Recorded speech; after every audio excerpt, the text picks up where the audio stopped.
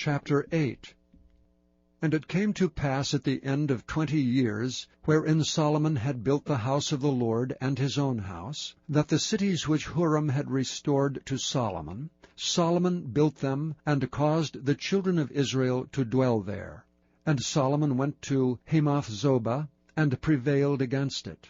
And he built Tadmor in the wilderness, and all the store cities which he built in Hamath.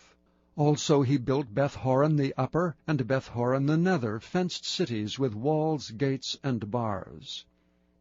And Baaleth, and all the store cities that Solomon had, and all the chariot cities, and the cities of the horsemen, and all that Solomon desired to build in Jerusalem, and in Lebanon, and throughout all the land of his dominion.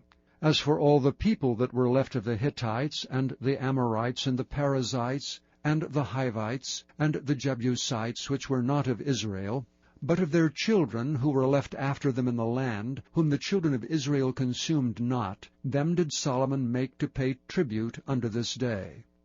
But of the children of Israel did Solomon make no servants for his work, but they were men of war, and chief of his captains, and captains of his chariots and horsemen. And these were the chief of King Solomon's officers, even 250 that bare rule over the people.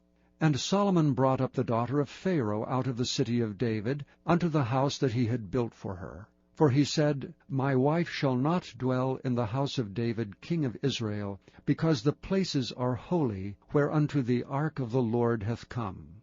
Then Solomon offered burnt offerings unto the Lord on the altar of the Lord, which he had built before the porch, even after a certain rate every day, offering according to the commandment of Moses on the Sabbaths, and on the new moons, and on the solemn feasts, 3 times in the year, even in the feast of unleavened bread, and in the feast of weeks, and in the feast of tabernacles.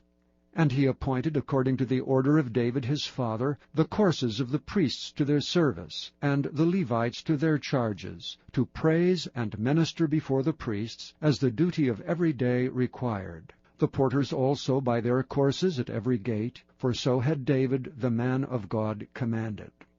And they departed not from the commandment of the king unto the priests and Levites concerning any matter, or concerning the treasures.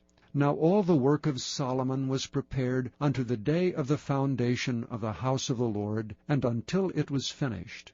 So the house of the Lord was perfected.